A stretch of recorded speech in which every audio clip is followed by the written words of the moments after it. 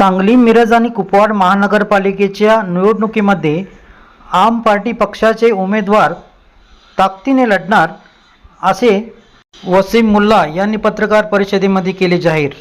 शहर महानगरपालिकेच्या सर्वाधिक निवडणुका जाहीर झाल्या असून आम आदमी पार्टी हे सांगली, मिरज, कुपवाड शहर महानगरपालिकेची निवडणूक स्वतंत्रपणे झाडू या चिन्हावर स्वभाव लढणार आहे।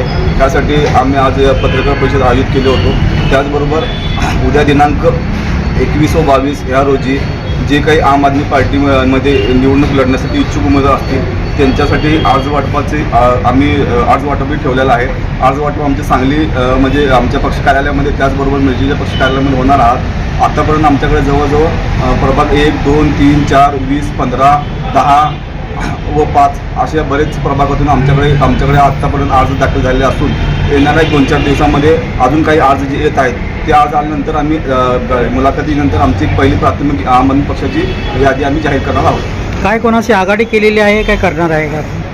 आघाडी संदर्भात अजून असं काही प्राथमिक कोणाशी बोलणं झालेलं नाही आहे। फक्त प्राथमिक बोलणं उभाट्या गटात झालं होतं, पण त्या प्रत्येक प्राथमिक चर्चा झालेली आहे, पण त्याचं काही अजून निर्णय काही झाला नसल्यामुळं आम्ही आत्ताच काही स्पष्टीकरण देऊ शकत नाही आहे। पण जसंही काय आमच्या समजा काही निर्णय होत होता आम्ही त्या गोष्टी स्पष्टीकरण देऊ। आमच्या चॅनलला लाईक आणि सबस्क्राईब करायला विसरू नका।